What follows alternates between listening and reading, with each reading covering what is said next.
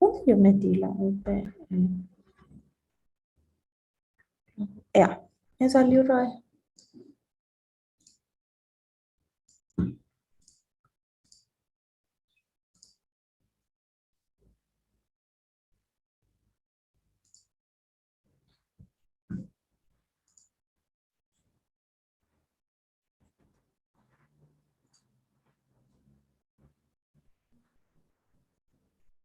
Bueno, a ver, doctores, ¿se puede ver la pantalla compartida? Sí, profe, Bueno, profe, una consulta. sí, sí, te ¿Cuándo escucho. se alzarían las planillas Vos de... sabés que no pude alzar la nota porque había sido que el doctor, ustedes pues tomaron el día jueves y esa pestaña solamente puede abrir el doctor Sebastián. Por eso, hermano, que no se está pudiendo alzar todavía. O sea, yo no puedo entrar en su casilla. Pero eso hay manera de ver en la facultad, al menos, profe. Ay, yo ya mostré el examen, ¿vos no viste? No, profe, no pude asistir. Ah, de. Y, y yo tengo acá el examen cuando quieras venir a ver, no hay problema, está archivado acá. Solo que la nota de verdad ya tendría que subir justamente ese día el día que ustedes, o sea, que el día que se revisó, yo enseguida subí el de micro, creo que ya está, ¿verdad? Ya se cargó todo. Pero el de bioquímica no puedo alzar porque no abrí yo la pestaña del día jueves. O sea, abrió el doctor. Voy a intentar enviarle.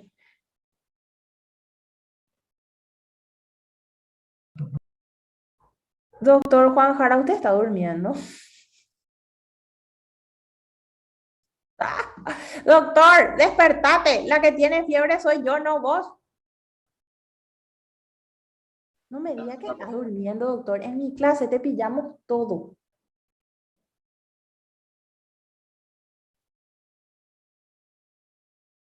Excuse me. Hello. Estaba cerrando nomás mi ojo. Sí, seguro. Bueno, espero que los abras en el examen, ¿eh? Sí, profe.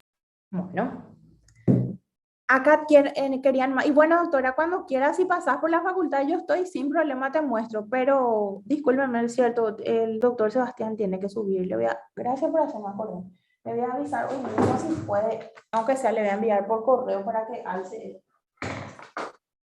Ay, todo un tema. Lo que pasa es que el profesor que abre la pestaña del examen, él es el que tiene que cargar. Ay, Dios mío. Bueno, ok, a ver, un poco subir notas de bioquímica.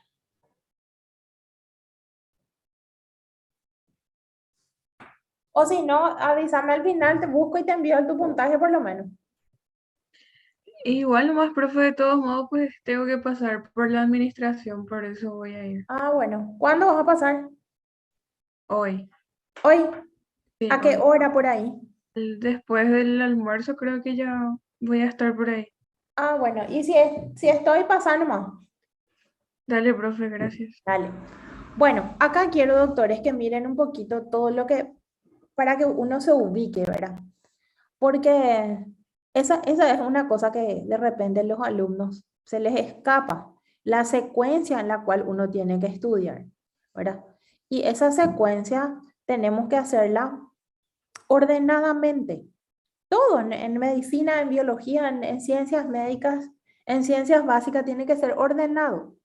Allá cuando lleguen a las patologías, ahí se va a mezclar todo. Pero mientras tanto, ustedes tienen que ir paso a paso, ¿verdad? Y lo mismo yo les planteo para micro, para bioquímica, para fisiología, la misma cosa, ¿verdad? Seguir un orden. En el caso de bioquímica, ven, yo les puse así por bloques para que ustedes sigan un orden. Entonces, ¿qué es lo que primero estudiamos, verdad? Toda la parte general, componente del cuerpo humano, acá le puse los valores, ¿verdad? Que ustedes tienen que saber de los electrolitos, calcio, hierro, fósforo, eso ya más adelante van a ir aprendiendo, pero los valores de los iones sí hay que saber. Buffer de la sangre, que es un pequeño resumen, ¿verdad? Que habíamos visto en la clase anterior, que implica conocer un poquitito cómo es cómo nos enfrentamos a los cambios de pH, ¿verdad? Y los buffers son, si voy a ir por la definición, ¿se acuerdan? Es una sustancia capaz de mantener el pH de su entorno. Ahora, ¿cómo lo hace? Y lo hace captando protones o cediendo protones, captando electrones o cediendo electrones. Esa es la regla básica de cualquier sustancia que se denomine buffer.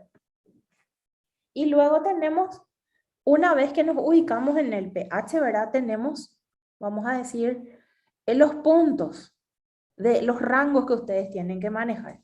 En el caso del pH en el cuerpo humano, la mayoría de los valores que ustedes van a recibir son con 2 decimales. En el caso de la sangre, sí o sí tienen que ser con 2 decimales. O sea, 7,35, 7,45. Hay otros valores, por ejemplo, el pH de la orina, el pH de la materia fecal, quizás de líquido acítico, algunos líquidos que no tienen tantos, vamos a decir, tantos rangos muy finos, se puede dar con un solo decimal, así 7,8 por ejemplo, se puede decir. Pero los rangos que son muy críticos, como el de la sangre, el líquido cefalorraquídeo, sí tienen que venir con 2 decimales. Después las otras definiciones son acidosis, alcalosis, ¿verdad? Acidosis entonces es cuando desciende el pH de la sangre. ¿Por debajo de cuánto? 7,34 ya es acidosis. 7,34. Ahora, es una leve acidosis, ¿verdad? Apenas. Después 7,25, por ejemplo, ya es muy crítico. Después tenemos alcalosis, es a partir de 7,46 para arriba, ¿verdad? Hasta 45 la vamos a considerar normal, después ya va cambiando. Y la alcalosis también nos conduce a situaciones muy graves, ¿verdad? Acá luego tenemos muertes, menciona ahí. Bueno, esto ya vimos la clase pasada. Nos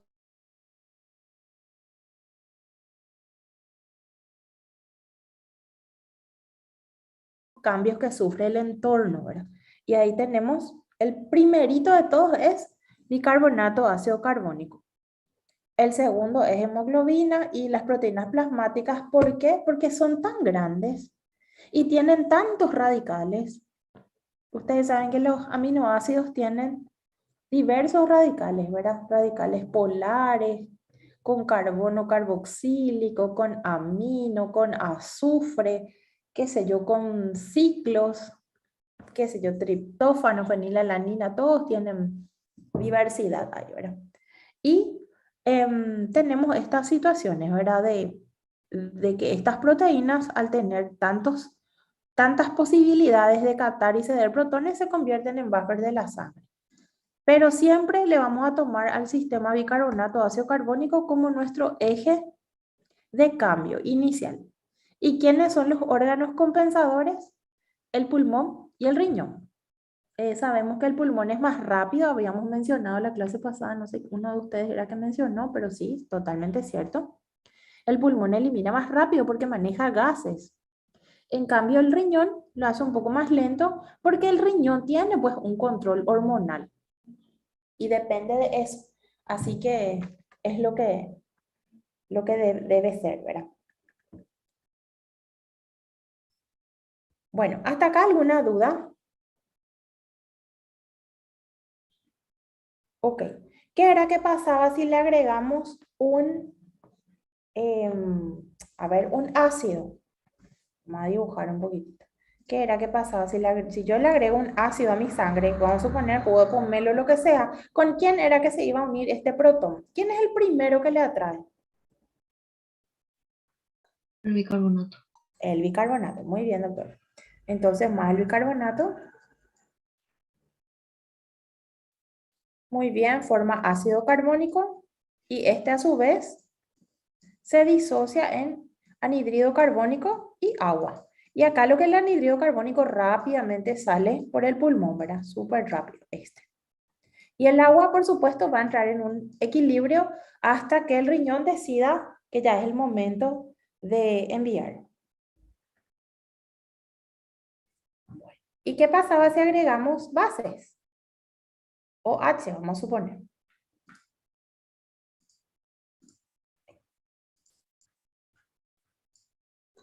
se unía con el protón. Con el protón. ¿Y qué forma OH más H? Agua. Agua. Muy bien. Agua, perfecto. Agua. Y el agua, riñón, ¿verdad? Eso ocurre todos los días de nuestra vida. Tomemos tereré, una gaseosa, lo que sea. Todos los días de nuestra vida nosotros vivimos en homeostasis. ¿Qué pasa cuando no estamos en homeostasis y nos enfermamos? Así como parece que yo me estoy enfermando ahora. Estoy en camino de no estar en homeostasis. Bueno, en fin. Bueno, eso es lo más sencillo. Esto sí, hay términos que ¿cómo explicarles? De repente surgen nuevas tendencias en las denominaciones, ¿verdad? Por ejemplo, algunos textos, sobre todo los textos de patología, empiezan a hablar de acidemia y alcalemia, que es el mismo concepto que acidosis y alcalosis, ¿verdad? Solamente que le dicen, le dan más hacia el lado de la compensación. Por eso en bioquímica nosotros no vamos a dar demasiadas explicaciones a esto. Les menciono porque obviamente uno tiene que saber, ¿verdad? Pero vamos a utilizar los parámetros clásicos de acidosis y alcalosis, ¿verdad? El aparato respiratorio entonces compensa rápidamente y el riñón un poquito más lento, pero termina por compensar. Y eso demora horas, ¿verdad? La gente suele ayudar cuando, a ustedes los médicos, ¿verdad? Cuando el paciente entró en acidosis o tiene algún tipo de desfasaje, sería lo correcto darle de repente un diurético también para ayudar a eliminar el agua que retiene. Y la hemoglobina y las proteínas plasmáticas, ¿verdad? Son las que regulan. Yo paso esto rápido porque yo no entro demasiado en detalle de fisiología porque esto se da en fisiología, así que no entro demasiados detalles del aparato respiratorio ni renal. Bueno, conclusión. ¿Quiénes son los buffers de la sangre? El sistema bicarbonato ácido carbónico, la hemoglobina, las proteínas plasmáticas y nuestros órganos compensadores. Todos los días de la vida ellos hacen pequeños cambios que permiten mantener el pH de la sangre en rangos normales. ¿Y qué ocurre cuando hay desequilibrio? Ocurre los extremos, o aumenta el pH o disminuye el pH, ¿verdad? De la sangre. Y acá tienen algunos ejemplos, ¿verdad? De lo que sería. Vamos a ver ya el ejemplo concreto. Fíjense este cuadrito acá, estos datos. Dice acidosis metabólica, ¿verdad? Vamos a evitar nomás compensar, no compensar por ahora. Ahora vamos a mirar esto. ¿Qué pasa si yo les envío un análisis que dice que el pH de la sangre de esa persona es 7,23? ¿Qué van a pensar ustedes primerito? ¿Qué está con acidosis? Está con acidosis, ¿verdad? ¿Qué pasó ahí? Disminuyó el valor del pH. Ahora, ¿por qué disminuyó? Es la segunda pregunta. Y acá vamos a mirar el anhídrido carbónico y vamos a mirar el bicarbonato. ¿Y qué pasó acá? Vamos a poner, a ver, voy a utilizar un ratito el cuadrito de al lado para que ustedes vayamos mirando. A ver.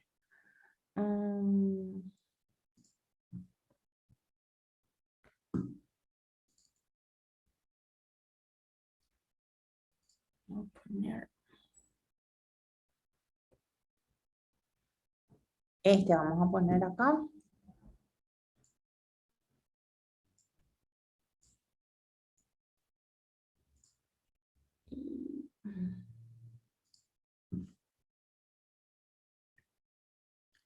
¿Dónde están mis? Ay, dejé todo en PDF. Quiero abrir en otra ventana. Creo que se puede, ¿verdad?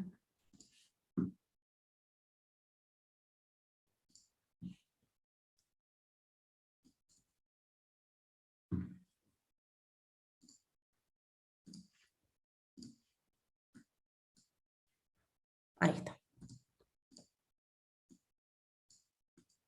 Bueno, vamos a mirar nuestros parámetros y vamos a mirar cómo ustedes deben interpretar. Por supuesto que los parámetros ustedes deberían saber, ¿verdad? Estos ustedes pueden ver, doctores, las dos pestañas. Sí, profe. Bueno, vamos a mirar nuestro caso y vamos a pensar. Ya me dijeron que debido a este valor de pH consideramos una acidosis. Entonces vamos a mirar cómo pueden ser las acidosis. ¿Por qué un paciente podría entrar en acidosis? Y tenemos dos orígenes, el origen respiratorio y el origen metabólico. Siempre que se trate de origen metabólico, el bicarbonato es el que está involucrado. ¿Estamos? Y en la respiración, por supuesto, los gases están involucrados. Entonces, vamos a mirar un poco cuáles podrían ser los orígenes. Dice acidosis metabólica, aumento de la producción de ácidos, como ocurre, por ejemplo, en enfermos con trastornos metabólicos. ¿Quiénes pueden hacer eso? Por lo general, diabéticos no compensados, que disparan su glucosa en sangre y esa glucosa aumenta la producción de ácidos. También muchas personas que hacen cetosis, por ejemplo, algunas inducidas o no, personas que tienen trastornos renales y que aumentan los ácidos en la sangre, ¿verdad? Porque no eliminan por la orina. Acuérdense que la orina tiene que ser ácida. Y si yo retengo esos ácidos, entonces se queda otra vez mi sangre.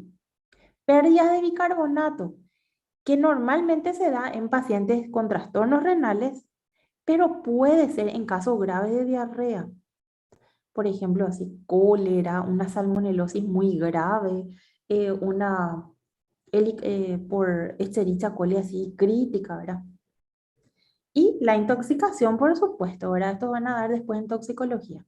Entonces, cualquiera de estas situaciones podrían conducir al descenso de la sangre, ¿verdad? Y tenemos este ejemplo. Y fíjense que otro valor está alterado. Vamos a mirar un poco. El pH ya sabemos. ¿Cómo está la presión de anhídrido carbónico? Fíjense acá. Vamos a mirar el valor normal. Acá dice.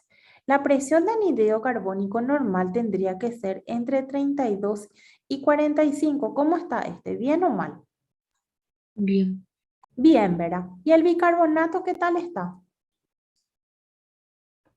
Bajo, Está disminuido, ¿verdad? Entonces, cuando ustedes encuentran que el pH bajó y también el bicarbonato bajó, entonces nos vamos a nuestro cuadrito, ¿ven? Bajó el bicarbonato, bajó el pH. Puede también bajar este, pero acá los que marcan son esos dos.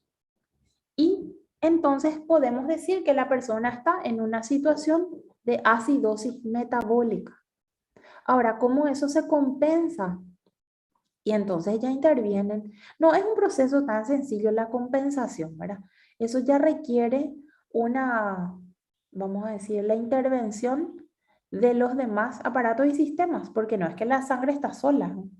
Entonces, requiero compensar. Y fíjense el ejemplo que dice compensada. ¿Cómo sería? ¿Cambió un poquitito el pH? ¿Subió o bajó? Subió, profe. subió un poco. Subió, un poquitito, ¿verdad? Unos puntitos subió. El bicarbonato siguió bajando y la presión de anhídrido carbónico también bajó un chiquitito. Pasa que una vez que se acidifica la sangre, cambia la frecuencia respiratoria y eso hace que cambien los gases. ¿Se entiende? Cambia un poquitito. A ver, creo que me fui demasiado adelante. A ver, metabólica, sí. Ahí. Bueno, en este curso nosotros vamos a ver las acidosis y alcalosis clásicas. Después en patología ya van a ver las complicadas. Por ahora lo que me encantaría es que ustedes sean capaces de reconocer cuando una persona está en acidosis y en alcalosis. Y a su vez saber si son pacientes con trastornos de la acidosis metabólica o de la acidosis respiratoria. ¿Ok? Entonces, por de pronto vamos a decir lo siguiente. ¿Por qué sería esto una acidosis metabólica? Porque hay un cambio en la concentración del bicarbonato. ¿Estamos? del bicarbonato. Muy bien. Ahora vamos a mirar un ejemplo también de acidosis, pero que tiene otro origen. La respiración, ¿verdad? ¿Qué significa? A ver, ¿dónde está? Acá. Hipoventilación alveolar, ¿qué significa, doctores? Hipoventilación. Disminución. Disminución. Entonces el paciente le está costando respirar. Y atiendan bien lo que pasa. Les voy a mostrar. Siempre ustedes tienen que referirse a su sistema bicarbonato ácido carbónico. Yo tengo, a ver, agua más anhídrido carbónico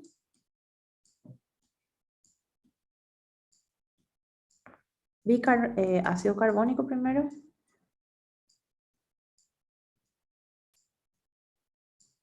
Y bicarbonato. Bueno, ustedes me van a decir, si esta persona está respirando poco, despacito está respirando, le cuesta respirar, ¿verdad? Intenta hacer bocanadas para poder respirar. ¿Qué es lo que se va a acumular si yo estoy hipoventilando? ¿Qué se acumula en mi sangre? Anhídrido carbónico.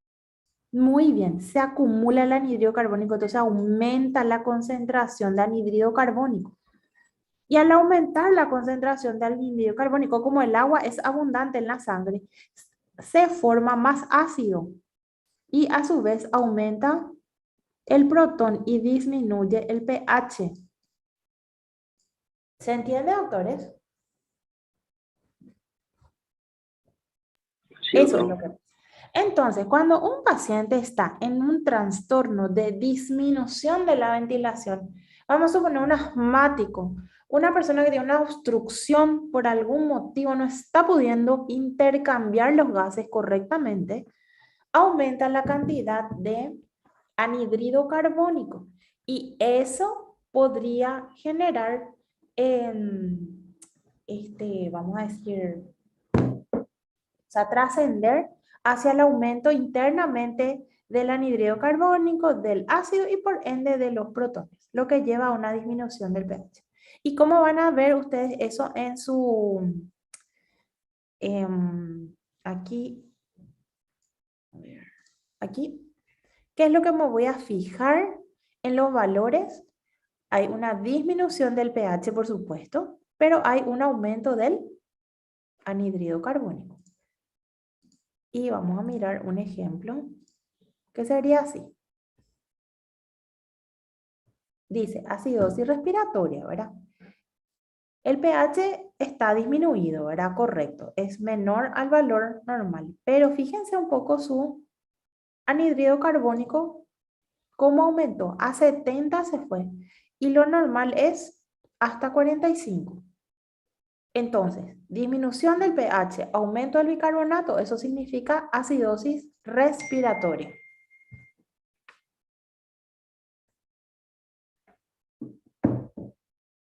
¿Se entiende, chicos? Por más que subió, cierto, subió también un poquitito pero el bicarbonato está ahí, más o menos, en el borderline, vamos a decir, ¿verdad? Cerquita del borde superior, pero este es el problema, demasiado ya subió. ¿Estamos? Profe, en ese caso, parte de la patología, ¿verdad? Pero en ese caso, por ejemplo, en los pacientes intubados, ¿verdad? Cuando hay una acidosis respiratoria, Así lo que se le mismo. aumenta es la frecuencia de respiración Así para que mismo. vaya lavando. Así mismo, para que vaya eliminando, porque acá el que te está causando problema es el anhídrido carbónico retenido. Exactamente. Esto, fíjense que esto ustedes ahora lo están estudiando, ¿verdad? Y después cuando ustedes estén en la terapia, esto en cuestión de segundos, en su mente ya se arma todo el panorama, ¿verdad? Ya cuando den con el doctor Gilpeta, patología van a poder entender mucho mejor cómo va a ir surgiendo cómo se mezclan las complicaciones, ¿verdad? Pero si ustedes me aprenden bien esto, yo voy a estar re feliz, así para el siguiente curso ya van a entender todo. Ahora vamos a mirar un poco la alcalosis. Y este es el proceso contrario. Vamos a ponerlo otra vez. Tenemos agua más CO2 ácido.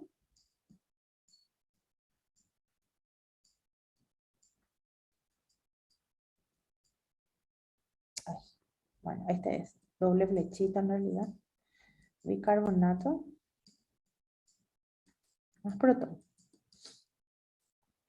Bueno, entonces dice que se produce una, ¿dónde va a estar? Hiper tiene que ser acá. Hiperventilación alveolar. Un ratito, chicos, voy a comprarme un remedio para tomar ya. Un ratito.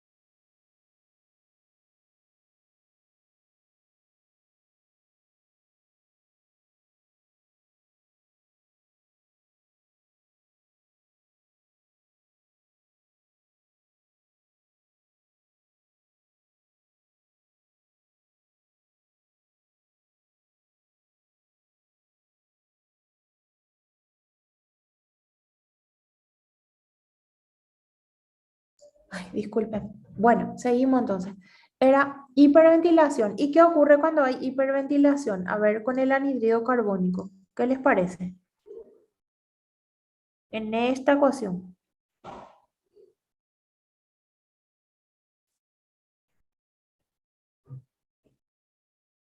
Se va el anhídrido carbónico.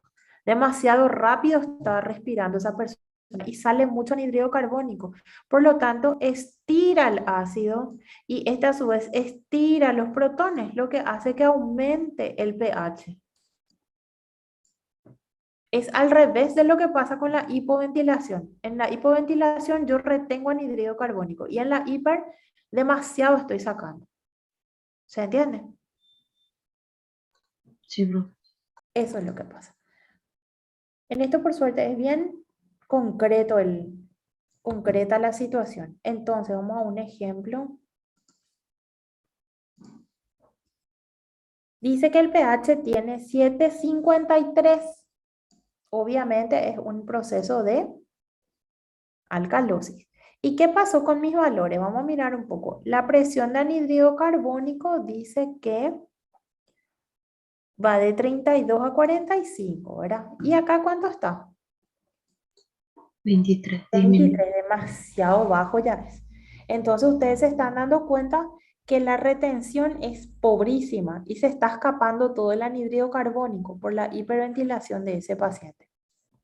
El bicarbonato, ¿verdad? Que va a 22, bueno, está levemente descompensado, ¿verdad? Un poquito hacia abajo. Pero acá el que realmente hace el problema es el bicarbonato. Perdón, el anhídrido carbónico, ¿verdad? Que bueno, que hace todo su ciclo de estirar el ácido carbónico, ¿verdad? Estirar el bicarbonato para poder salir. ¿En qué situaciones ocurre eso? Por ejemplo, enfermedades pulmonares, obviamente, hipoxemia, embarazo, algunas, no sé si saben, algunas embarazadas normalmente tienden a aumentar su frecuencia respiratoria y si no se compensa eso pueden entrar en alcalosis, ¿verdad? Que es muy grave en una embarazada. Hipotensión arterial para tratar de compensar la baja de presión. Las personas que son muy ansiosas también, las personas que están estresadas, que entran en pánico o que tienen algún trastorno así psicológico muy, o alguna, ¿cómo es que se dice? Un ataque de pánico, por ejemplo, también hacen una frecuencia respiratoria muy elevada. Y después la alcalosis metabólica, vamos a mirar ahora nuestro cuadrito. A ver, alcalosis respiratoria era disminución, estos valores obviamente en la sangre, ¿verdad? Disminución del anhídrido carbónico y aumento del pH. ¿Y qué ocurre en las alcalosis? Por ejemplo, pérdidas de ácidos. Esto normalmente ocurre en trastornos, ¿verdad? Pero podría ser esas personas que están con vómitos profusos, que tienen, por ejemplo, un shock con toxinas estafilocócicas, por ejemplo, que están en los alimentos, o salmonelosis muy aguda, que vomitan muchísimo. Ahí se pierde mucho ácido. Uso exagerado de diuréticos. Esto ustedes tienen que controlarle muchísimo a sus pacientes que tienen trastornos cardíacos, porque ustedes saben que el aumento de la presión cardíaca está muy relacionado con el volumen, ¿verdad?, interno que uno tenga de agua retenida en el intersticio, cuando una persona se hincha, ¿verdad? Y eso está relacionado con el aumento de la presión sanguínea. Entonces se les suele dar a los pacientes una asociación, un beta bloqueante con un diurético. O sea, viene luego así ya el fármaco preparado en la industria farmacéutica, ¿verdad? Todo preparado. Y ahí lo que ustedes tienen que cuidar, el uso exagerado de diuréticos, porque esos pacientes a veces, vamos a suponer, el paciente, ustedes le dicen, bueno, usted tiene que hacer mucho pipí, le voy a dar un fármaco con su para tensar para estabilizar su presión. Esto tiene diurético, tome mucha agua, qué sé. ¿Y qué hace el paciente? Se va y toma, aparte del fármaco que ustedes le dan, va a tomar en su tereré y va a tomar, no sé, otro diurético, qué sé yo, verbena, no sé. Y doble está tomando, doble. Y varios casos yo vi en el hospital de pacientes que se descompensan, pero porque toman doble su diurético y te hacen una alcalosis metabólica. ¿Se entiende? Sí, Eso profe. puede automedicarse, porque ustedes ya le dan, se supone que el médico ya le da la dosis equitativa del día. Ustedes piensan en 24 horas y bueno, yo le doy lo que necesitan 24 horas. Imagínense, a eso le suman, desde que amanece toman su tereré o su mate, peor todavía el mate porque ustedes saben, es caliente. Y así, ¿verdad? Todo un tema estos señoritas y señores que, digo señorita, ¿verdad? Señoras y señores que normalmente tienden a armar un lío con ese tema de los fármacos para la presión. Bueno, en el caso, estos son casos muy críticos ya, cuando hay trastornos hormonales, son síndromes muy complicados, ¿verdad? Eso ya van a estudiar más adelante. Y la ingesta exagerada de álcali es medio raro. Es difícil intoxicarse con una sustancia alcalina.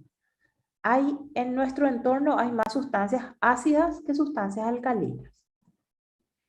Y también esa locura que entró no sé si habrán escuchado,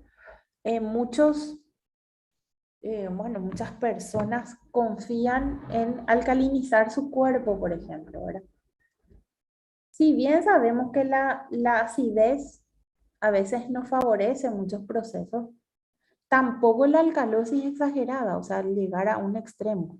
Y hay personas que todos los días de la vida consumen bicarbonato. Pero hay una cosa que ustedes tienen que recordar. ¿Cuál es el primer espacio donde van a chocar ese bicarbonato aparte de la boca?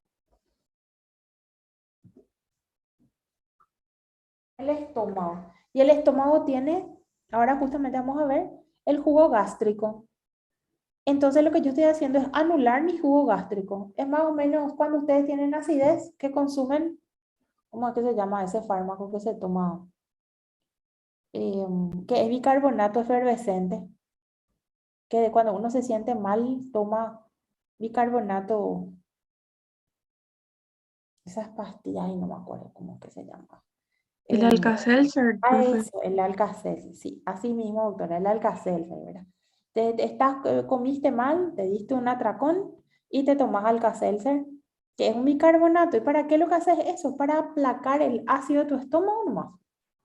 No tiene nada mágico el bicarbonato, aplaca el ácido del estómago, porque se forma, ¿verdad? Bicarbonato y se une, atrae el protón, después se disocia, etcétera, ¿verdad? Ahí se va equilibrando, vamos a decir. Y bueno, eso es lo que es, ¿verdad? El uso exagerado. Vamos a mirar acá un ejemplo. Fíjense que tenemos, vamos a ver otra vez nuestros valores. Aquí. pH, obviamente, alcalino, ¿verdad? La cantidad de anhídrido carbónico dice 50. Bueno, no está tan descompensado. Y la cantidad de bicarbonato dice 57,5. ¿Y hasta dónde tengo que llegar? Hasta 30 nomás. Entonces, entre 30 y 57 sí ya hay mucha diferencia. O sea que hay un aumento exagerado de bicarbonato en la sangre. ¿Estamos? Así que mucho cuidado con estos datos. Y acá está el mismo cuadrito. ¿Se entiende? Sí. Bueno, entonces no se olviden, doctores, ustedes tienen que saber qué es la gasometría.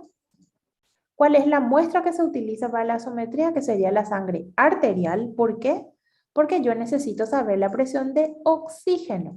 Y eso solamente voy a tener en arteria, porque en vena ya no circula prácticamente oxígeno.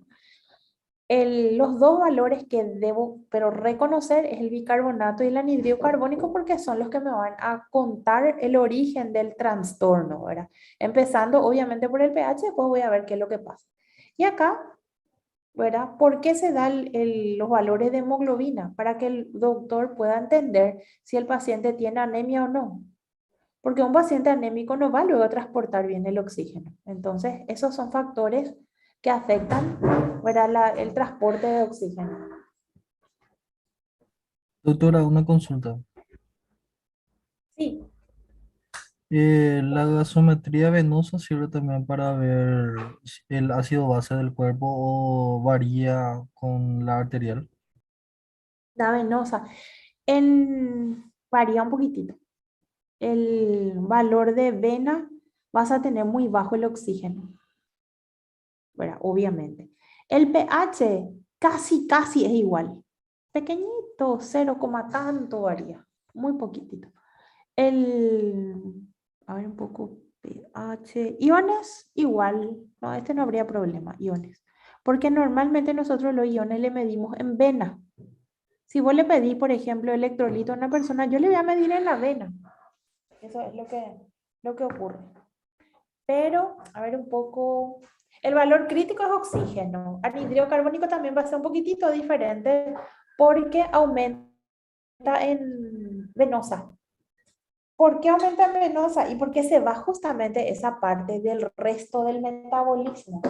Ahora que van a ustedes empezar a estudiar metabolismo, van a ver que uno puede, por ejemplo, hacer el uso de la glucosa. Y la glucosa, el producto final es anhídrido carbónico. O sea que tu sangre venosa va a llevar nomás luego anhídrido carbónico proveniente de otros procesos, por eso va a ser mayor. O sea, atendeme una cosa, si vos medís anhídrido carbónico en vena, no vas a estar seguro si ese valor que te dice ahí es de lo que sobró, de lo que está alterado o de lo que aumenta por el metabolismo nomás luego. Entonces, por eso no es un parámetro adecuado el, el valor de vena. Para este caso, estamos hablando de gasometría. Por supuesto que es útil en otros casos, ¿verdad? ¿Ok? Dale, gracias, profe. Gracias.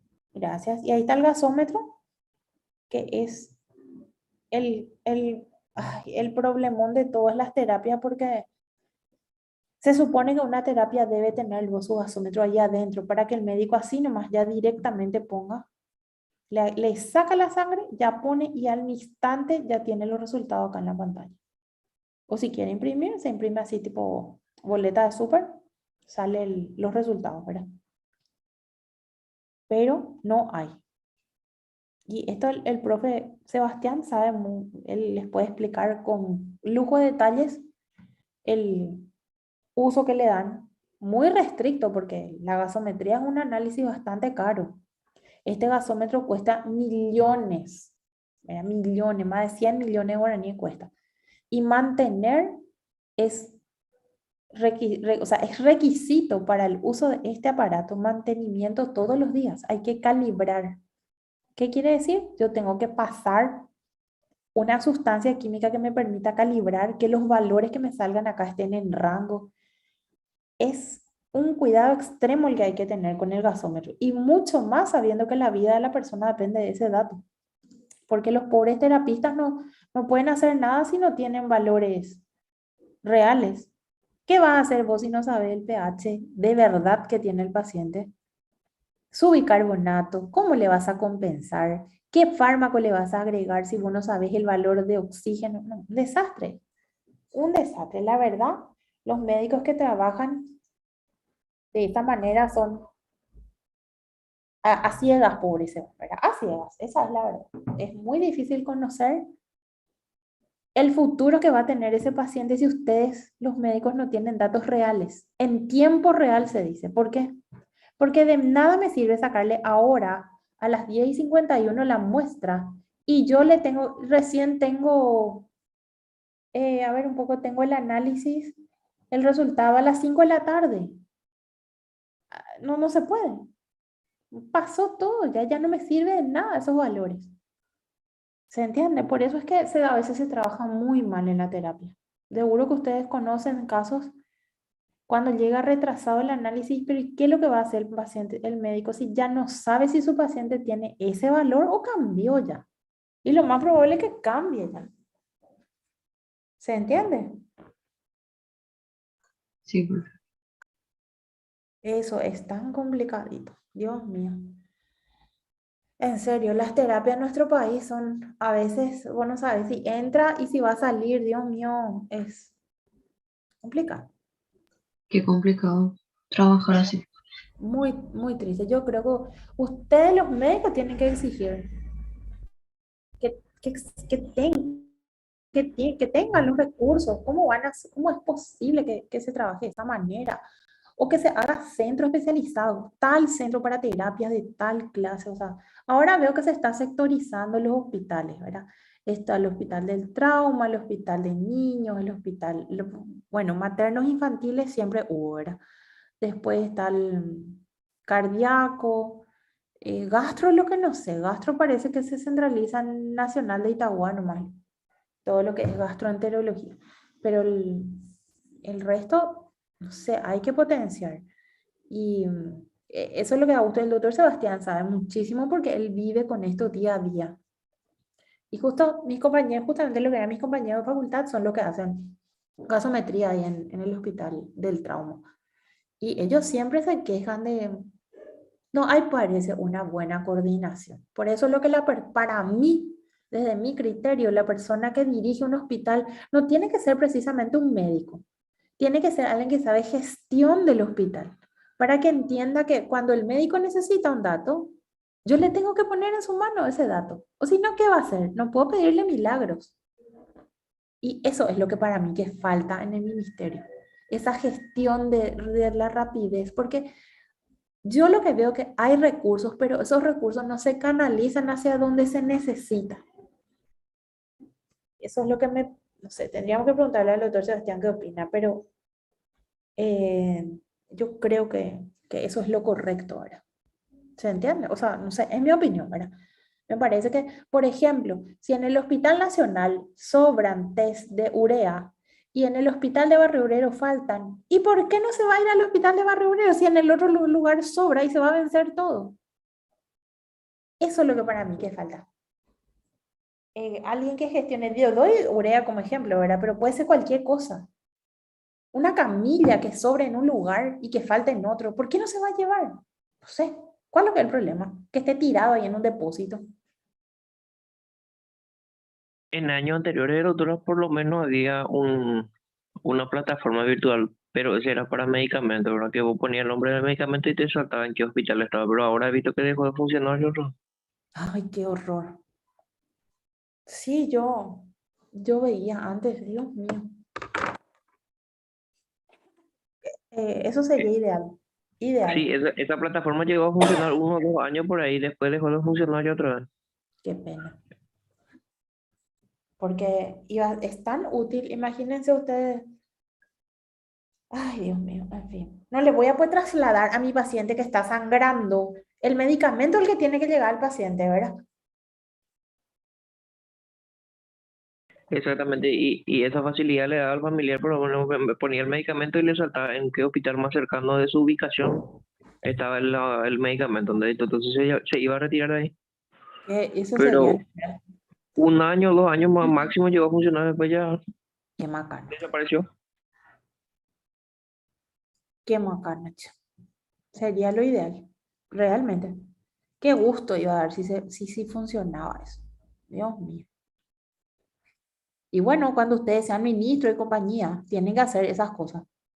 Cuando ustedes sean los que manden, traten de que poner. Es que a mí, por ejemplo, me da roncha luego cuando por ejemplo, se vencen todo. Famoso. Ay, a mí me llegan colegas míos de hospitales, me regalan así miles de test. Me dicen, ¿no querés? Acá tengo test, ¿no querés enseñar con esto? Me dice, vencieron todo. Yo le hablo de test carísimos, que salen 5 millones, eso cada caja. Así 100 cajas, eso me regalan porque vencieron todo y no se utilizó. Y a mí me entristece muchísimo una pérdida de recursos al santo botón. No sé, ahí falta alguien que ponga orden. ¿Qué pasó? Sí, ¿verdad? Sería tan bueno. Una silla que sobre en un lugar. Esa silla puede servir en otro lugar. Y eso pues es lo que falta que se trabaje en redes. Supuestamente, ¿verdad?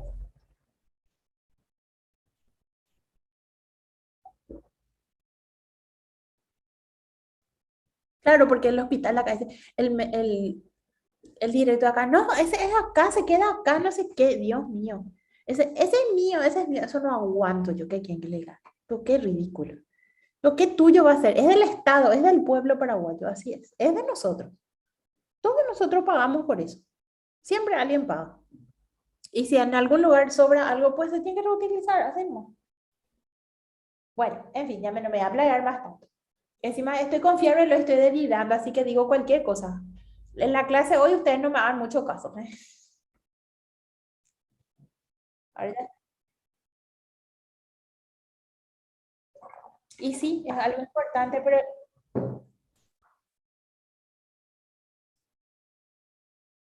sí, me da rabia. A mí me da rabia, lo Dios mío. Yo, por ejemplo, así les digo yo conozco médicos ñaña hilos totales que, por ejemplo, tienen ahí muestras médicas y no son capaces de darle a la gente que necesita.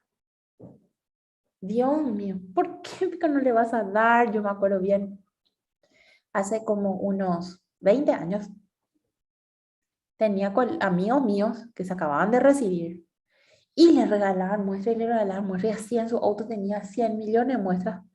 Yo le decía, ¿por qué lo que no regalan? No, a lo mejor voy a usar, pero ¿qué vas a usar? Tantas cajas que tenés ahí. Y después recuerdo bien que una vez llovió muchísimo así y entró todo y todo y se mojó todo las pastillas. Y yo le dije, eso es un idiota, le dije, ¿verdad? ¿Cómo no le vas a dar a la gente que necesita? Y se mojó todo y tuvo que tirar. Y eso es lo que hay que tratar de evitar. No sé, creo yo, ¿verdad? Un bolígrafo que sobre en un lugar se puede utilizar en otro lugar. Como les digo, y fármacos ni hablar, camillas, qué sé yo, insumos importantes, tubos, un guardapolvo que sobre en un lugar se recicla, no sé. Yo creo que tiene que haber así, tipo un centro. Justo ahí cerca de mi casa está nada más a mí hizo acordar de eso, el centro de distribución de, ¿cómo es? Pedidos ya. Y están toditas las motos de pedidos ya ahí. Y ahí les informa, bueno, tenés que llevar tal cosa en tal parte, ¿verdad? Y algo así pues tiene que ser un centro de control del cual puedan surgir tipo un depósito y mira, tal región sanitaria se le da tal cosa y que distribuya.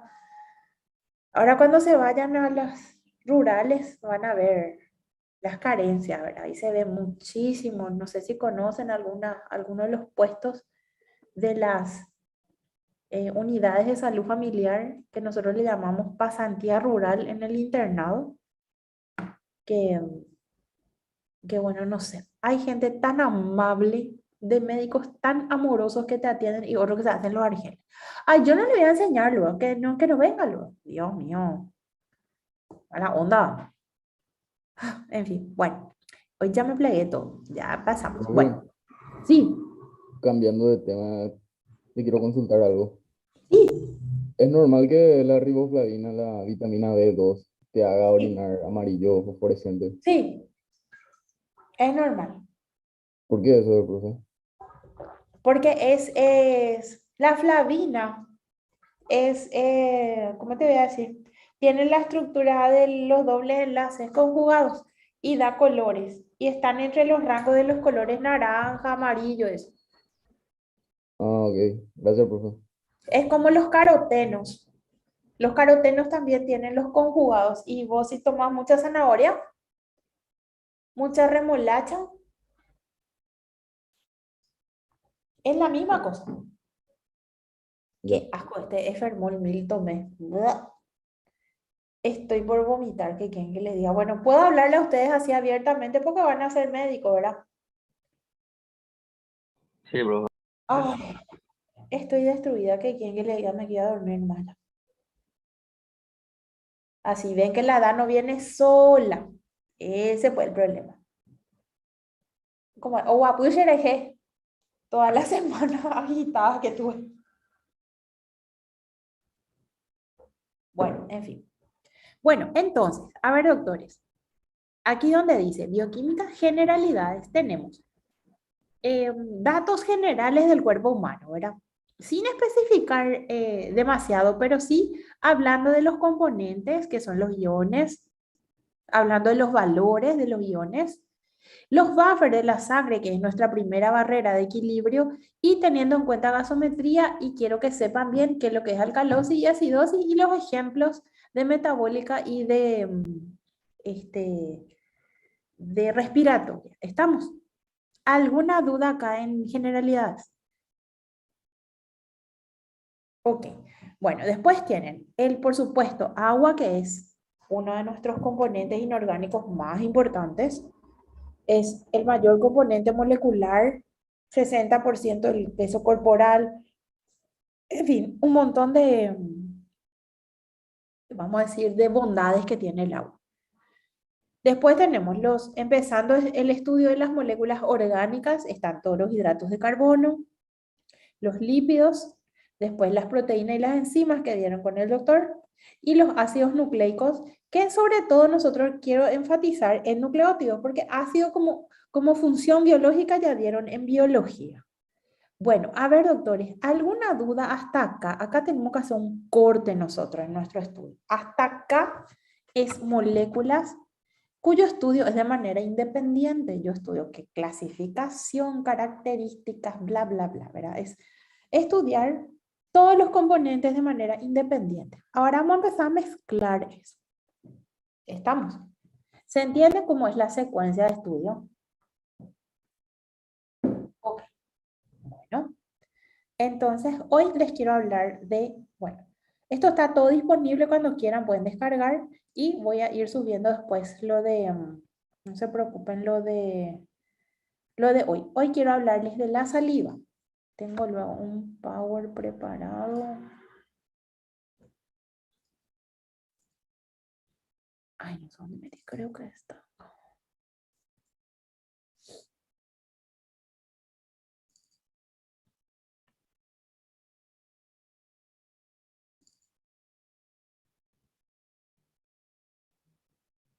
Bueno, enseguida les voy a subir. Aquí está todo resumen de saliva.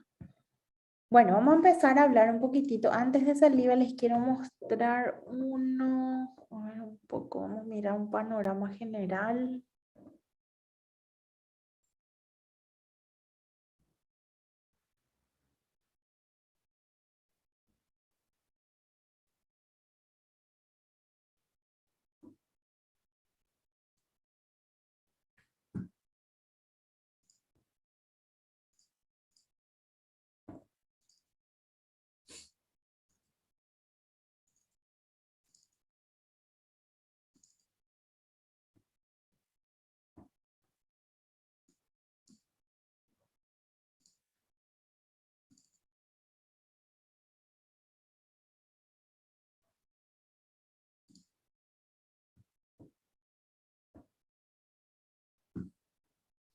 Bueno, este sí es el panorama general. Les voy a cargar antes de... Igual nomás les voy a pasar, total les va a servir este.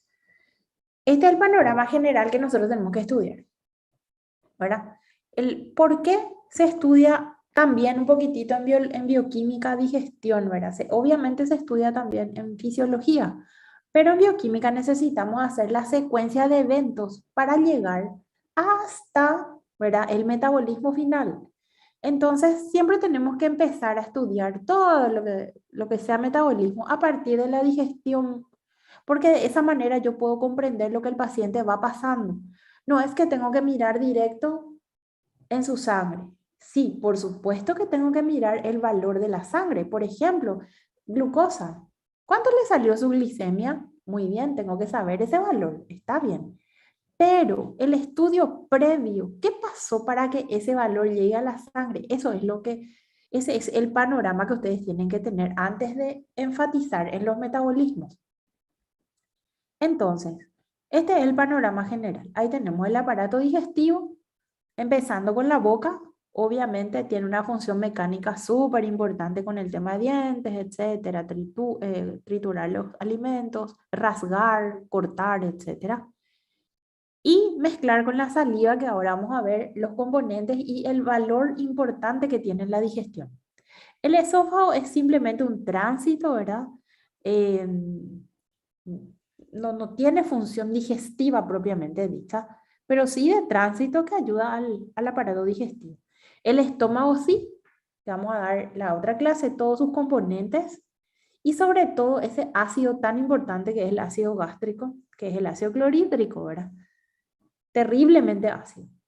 Y luego el intestino, con sus partes, grueso y delgado, que nos brinda diversas opciones de digestión a lo largo del tubo digestivo. Entonces, esto sería vamos a decir, el panorama general. Y esto es lo que no quiero que se olviden, porque yo les voy a enseñar hígado y van a dominar hígado, ¿me escucharon? Porque hígado es tan importante. Requete hiper importante es hígado. Así que atiendan bien. Está el tubo digestivo con todos sus componentes y también tenemos nuestras glándulas anexas que van descargando su contenido digestivo a lo largo de todo el trayecto, ¿verdad? Empezando con las glándulas salivales que vamos a ver hoy. ¿Se entiende esto? Ok. Y después les quería mostrar también esta vez.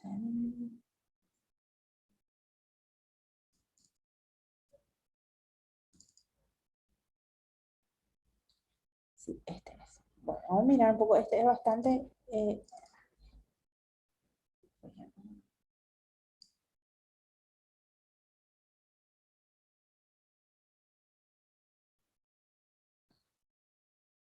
El aparato digestivo es un largo tubo con varias glándulas asociadas cuya función es transformar los alimentos en sustancias más sencillas, fácilmente utilizables por el organismo.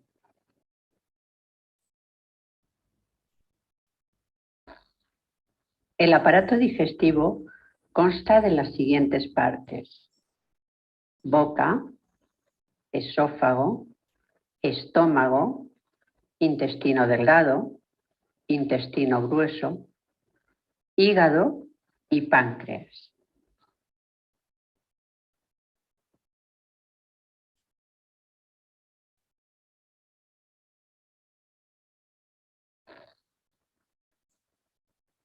Las glándulas salivares situadas en la boca, el hígado y el páncreas son glándulas que segregan sustancias que contribuyen a realizar la digestión. La digestión es un proceso que se realiza en varias fases. Primero tiene lugar la masticación y la insalivación en la boca. Posteriormente, la deglución del bolo alimenticio pasando por el esófago. La digestión estomacal, que tiene lugar en el estómago. La asimilación de las sustancias nutritivas, que tiene lugar en el intestino delgado. Y la defecación o expulsión de las sustancias de desecho, que tiene lugar en el intestino grueso.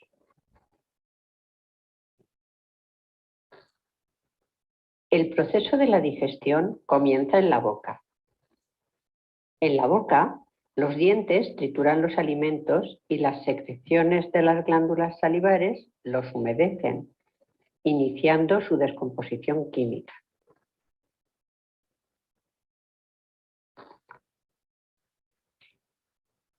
Los dientes son huesos recubiertos por un esmalte brillante. Tienen formas y funciones diferentes. Los incisivos son dientes planos que cortan los alimentos. Los caninos son puntiagudos y los desgarran. Y las muelas, grandes y fuertes, sirven para triturarlos.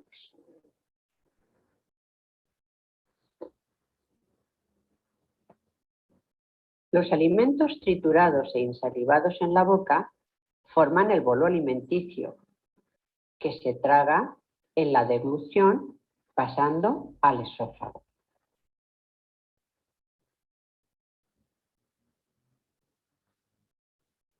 El bolo alimenticio desciende por el esófago, que es un tubo que mide aproximadamente 25 centímetros y que comunica la boca con el estómago. El estómago es una bolsa muscular de 1,5 litros de capacidad aproximadamente. La entrada del estómago se llama cardias y la salida píloro.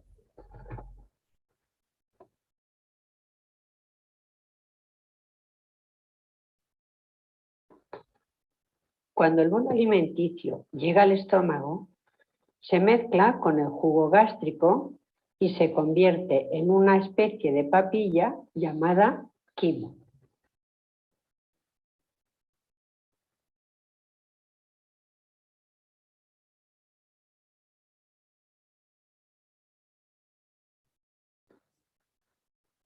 El quimo sale del estómago a través del píloro y llega al intestino delgado, que consta de 3 partes: el duodeno, el yeyuno y el ileón.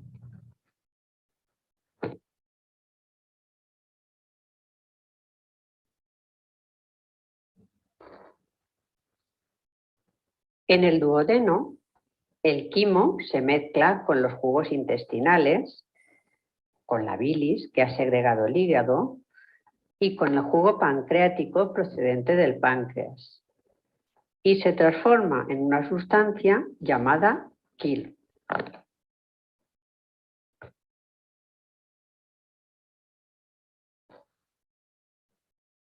El hígado segrega una sustancia llamada bilis que se almacena en la vesícula biliar. Cuando comemos, la bilis sale de la vesícula por las vías biliares, llega al intestino delgado y se mezcla con las grasas de los alimentos. Los ácidos biliares disuelven las grasas como los detergentes disuelven la grasa de una sartén.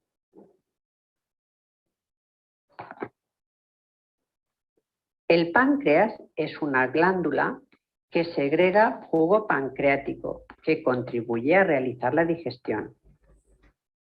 Además, el páncreas también segrega otro tipo de hormonas.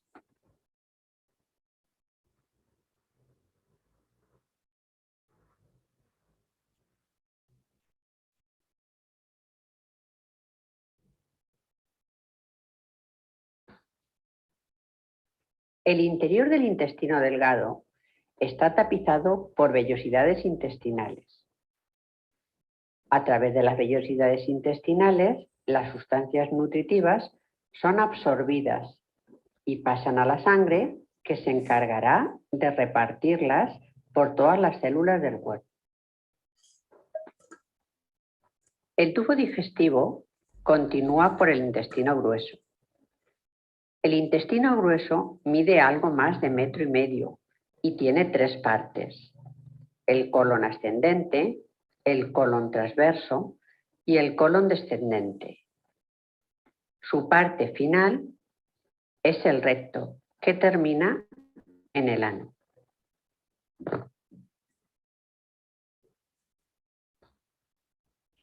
En el intestino grueso se terminan de absorber la mayor parte del agua y las sales minerales que contenían los alimentos. El resto, que no se ha digerido, forma las heces, que se expulsan cada cierto tiempo al exterior a través del ano.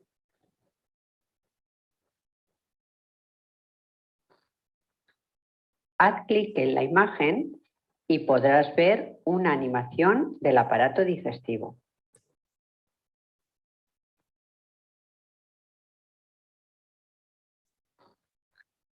Observa con atención el esquema del aparato digestivo. Después, cierra la presentación para continuar con las actividades.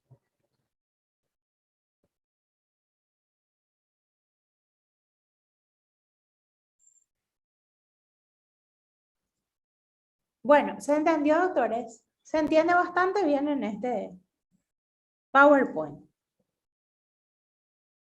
Sí, profe.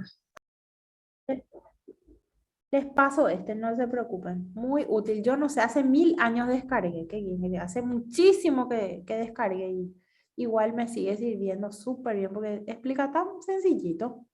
Bueno, y este Power nos muestra, hoy nosotros vamos a mirar un poquitito la boca, ¿verdad? Y bueno, ustedes saben, esta parte yo no toco, ¿verdad? La parte de masticación, todo eso sería, vamos a decir, mecánica, eso es más fisiología. Lo que sí vamos a tocar nosotros es los componentes químicos de la saliva para poder justamente aportar el, vamos a decir, la parte bioquímica, la parte enzimática que requiere la saliva, que aporta a todo eso que vieron que es la degradación. Ahí se veía súper bien en el Power cómo en la parte intestinal se van rompiendo las moléculas hasta el final, pero todo inicia acá, en la boca.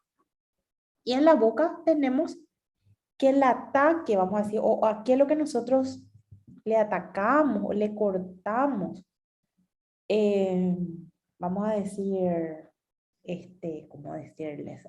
Como fragmentamos sería a los hidratos de carbono. ¿Se acuerdan que los hidratos de carbono también se llaman glúcidos? Pero existe acá un gran problema nosotros tenemos en la boca. ¿Cuántas veces ustedes mastican un alimento? A ver, díganme, si van a comer un pedacito de pizza, por ejemplo, ¿cuántas veces mastican? 20 por ahí, bro. Seguro, ¿qué nivel, che? ¿En serio 20? Hija de mil, yo no puedo llegar a 10. Le felicito al que hace 20, che. Entonces va a tener una buenísima digestión. Yo 3, 4 veces más ya mastico ya adentro, ya ni cuenta me doy. Ese es el problema. Que cuando me doy cuenta recién, cierto, tengo que masticar. Pero en serio no me doy cuenta. Y conste que yo soy una vieja que tendría que saber lo que hago, ¿verdad? Pero igual, hermano, no me doy cuenta. Y mastico así rápido y después me doy cuenta, digo así, Dios mío, yo comí ya otra vez rapidísimo. Y eso es lo que no deberíamos hacer, ¿verdad? Tendríamos que tratar de regular el tema de la masticada. Y para la mayoría de las personas, masticamos muy poco. Por lo tanto, el contacto con la saliva es muy pobre. Ese pues es el problema. Si el contacto fuera un poco más intenso, tendríamos más resultados positivos con la saliva.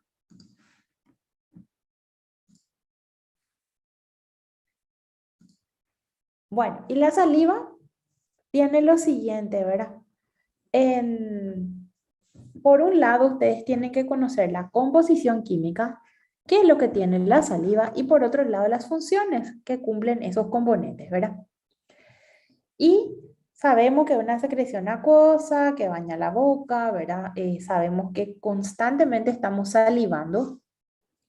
La saliva aumenta en algunos momentos, ¿verdad? Por ejemplo, por la estimulación visual, la estimulación aromática, ¿verdad?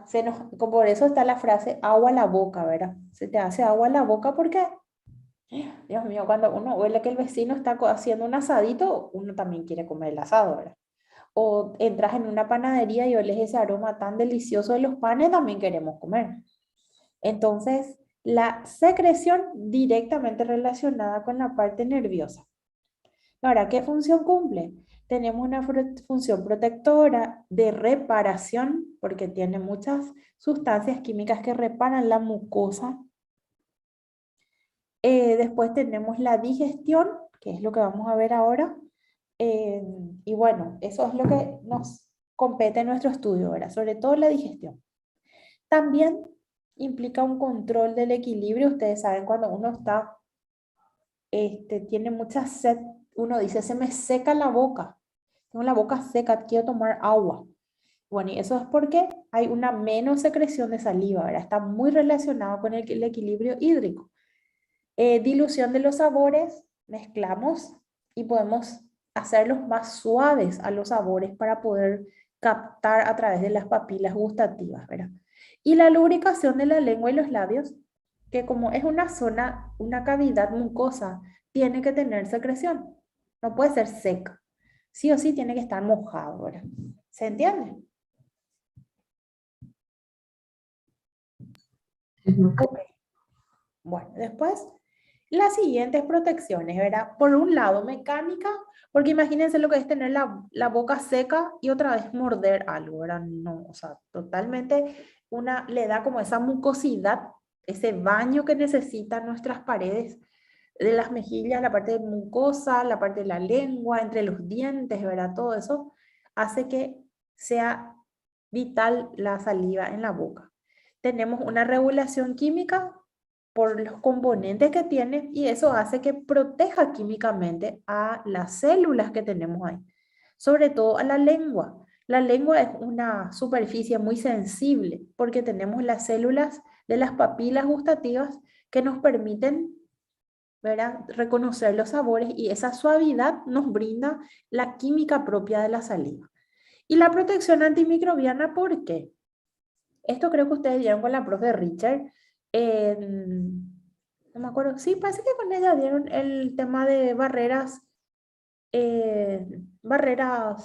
innatas que teníamos, ¿verdad? La boca, tenemos la saliva y en la saliva encontramos algunas enzimas, encontramos el propio lavado y arrastre hacia el interior, ¿verdad?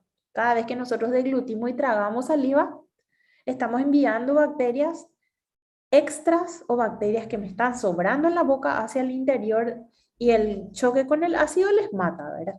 Así que esa forma que tenemos de ir diluyendo la propia cantidad de bacterias es muy importante.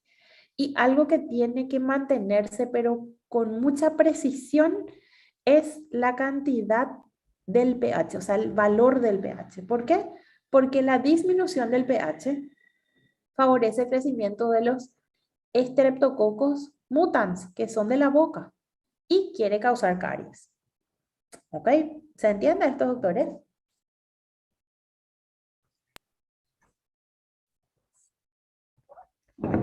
Después, ¿de dónde sale la acidez bucal? Y normalmente aportan algunos alimentos y también la propia fermentación de las bacterias. Por eso es que la boca está en equilibrio con su propia microbiota.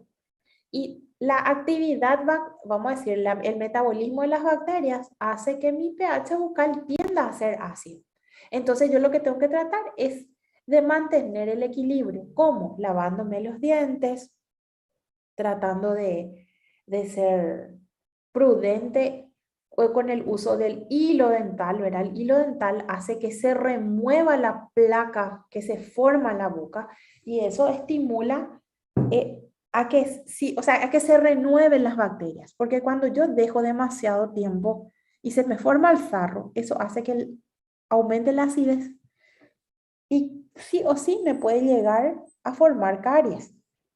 Por eso es que los odontólogos tanto insisten que se use el hilo dental, que uno se lave cada tanto.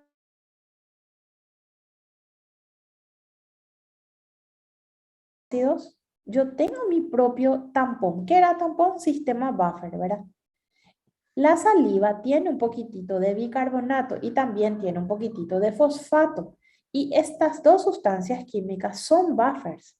Por eso es que una persona que tiene una higiene bucal adecuada mantiene su pH porque esto ya alcanza para mantener, o sea, para aplacar la acidez de las bacterias.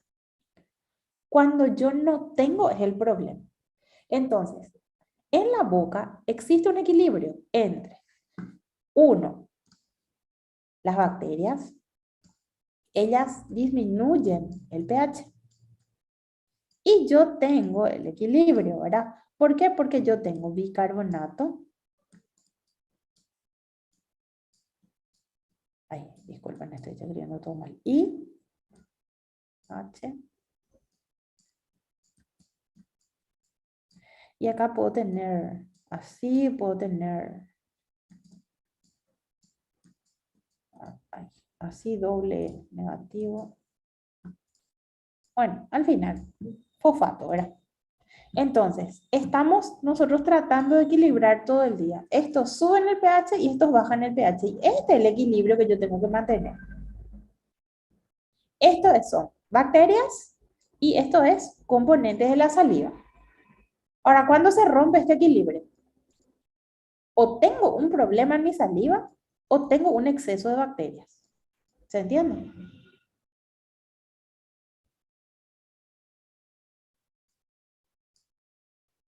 ¿Ok?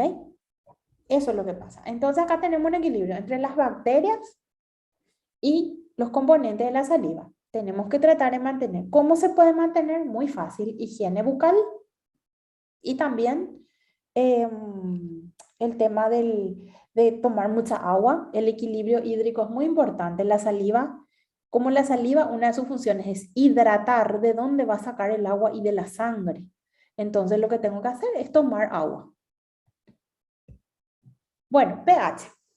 El pH varía entre 6 a 6,5. Ese es el valor normal. ¿Y quiénes me mantienen ese pH? Y el bicarbonato y el fosfato. Ellos son los que hacen un poquitito básico y mis bacterias un poquitito ácido. Y ahí se mantiene este equilibrio. La saliva, ¿verdad? Se estimula por el ácido que producen las bacterias. Por lo tanto, es lo mismo, ¿verdad? Acá simplemente me está contando que el pH normal es de 6 a 6,5, que el pH equilibrado, ya después de haber tratado de compensar la producción de las bacterias, podría llegar a 7,5. O sea, tengo un rango que va entre 6,5 a 7,5 más o menos. Entonces tratamos de mantener alrededor de la neutralidad. Por eso en la boca uno no siente o ácidos o bases. ¿Por qué? Porque estoy ahí en mi equilibrio entre las bacterias y mi fosfato y mi bicarbonato. Ese es el ideal y que es lo que tendríamos que tratar de mantener. Conclusión, el pH de la saliva va aproximadamente entre 6,5 y 7,5. ¿Puede ir un poquitito más bajo hacia 6? Sí. ¿Puede ir un poquitito más alto hacia 8? Sí, también. Pero el equilibrio ideal es entre 6,5 a 7,5. ¿Se entiende?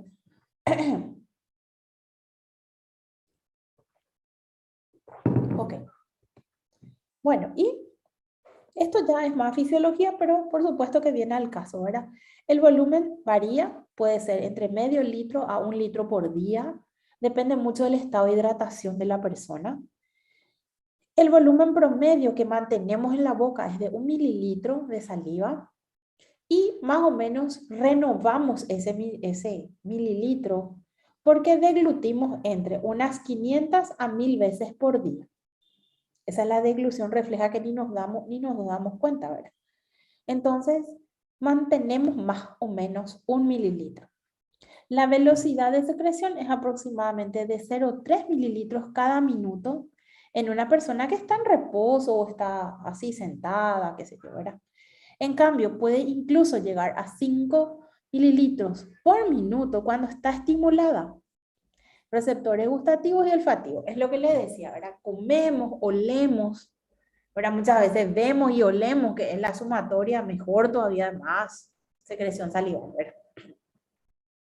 Y la inhibición es durante el sueño, cuando una persona está estresada, tiene miedo y las situaciones de anestesia también pueden disminuir la secreción de saliva. ¿Ok?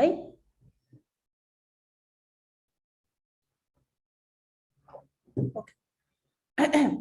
Bueno, y acá tenemos las glándulas que nos aportan, ¿verdad? La glándula parótida aporta sobre todo amilasa, que es nuestra enzima más activa en la saliva, ¿verdad? Y también fosfato, que ustedes saben, trata de equilibrar el pH. Las glándulas submaxilares y sublinguales nos da bastante, o sea, todos, atiéndame bien, todos los componentes glandulares aportan agua, iones, un poquitito de hidratos de carbono, un poquitito de fosfato y carbonato, amilasa, etc. Pero acá yo les cito lo que más aporta. Entonces, si yo les pregunto la parótida, ¿qué es lo que más aporta? Y la verdad que aporta más amilasa y fosfato. La submaxilar y la sublingual, más iones calcio y glicoproteínas.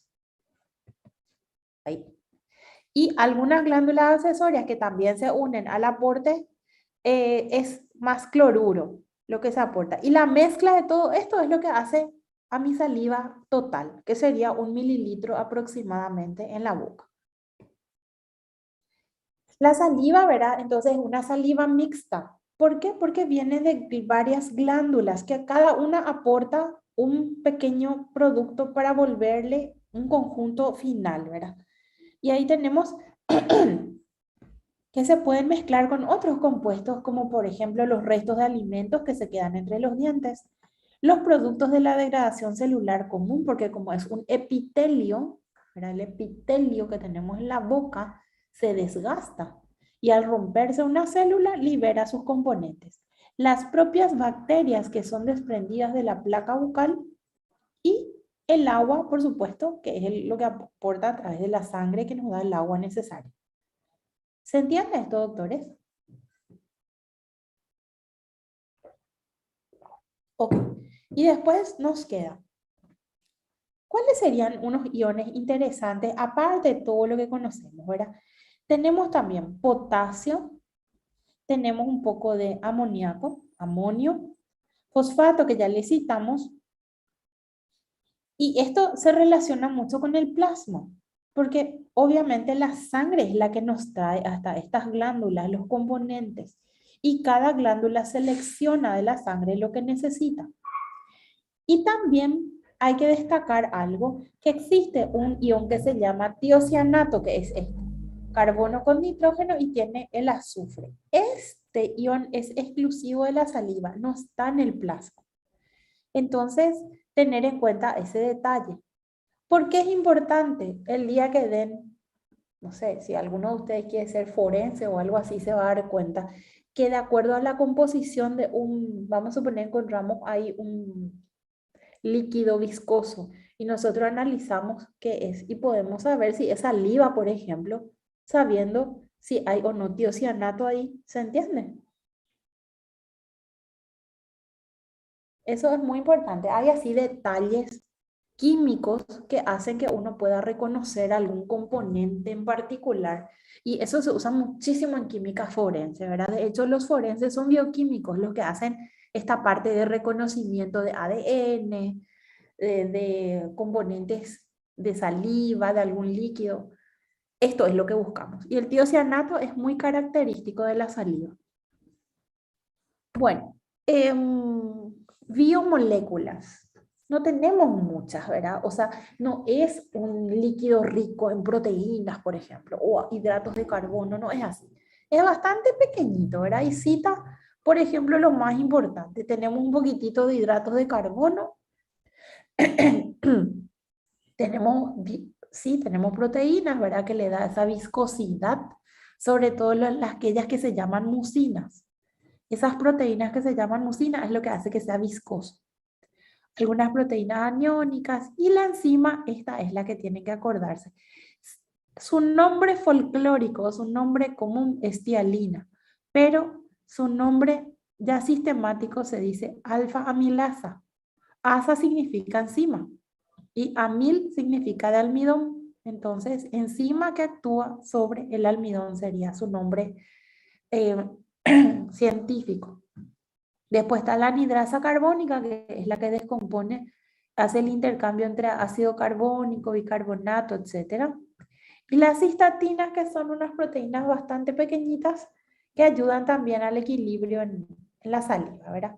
Después tenemos inmunoglobulina. Ustedes saben que la IgA es la que abunda en la saliva y nos ayuda a defendernos de algunas bacterias patógenas. Tenemos proteínas antibacterianas como las histatinas, que pueden actuar sobre bacterias y sobre hongos también, porque nuestra boca tiende a retener algunas partículas de alimentos que hacen que las bacterias se puedan reproducir más rápido. Y también tenemos inhibidores de la cristalización, porque al tener componentes iónicos como el fosfato, el bicarbonato, el tiocianato, puede cristalizar y eso hace el pirofosfato y la estaterina que evita que se cristalice. Y acá tienen un resumen de todos los componentes. Entonces, si yo a ustedes les pido, ¿me pueden citar iones de la saliva? Acá tienen todos los iones. No hace falta que sepan los valores, ¿no? Si no se van a volver monos ustedes. Biomoléculas, acá tienen todas las biomoléculas y algunas proteínas. La que sí quiero que recuerden bien es la alfa-amilasa porque es la que va a hacer el efecto de corte de los hidratos de carbono. ¿Se entiende? ¿Alguna duda, doctores, con respecto a saliva y a sus componentes y a sus características? No, profe. Bueno, muy bien. Ok, les voy a subir estos 3 PowerPoint que usé para que tengan ya en su colección. Bueno, ahora voy a llamar la lista un ratito.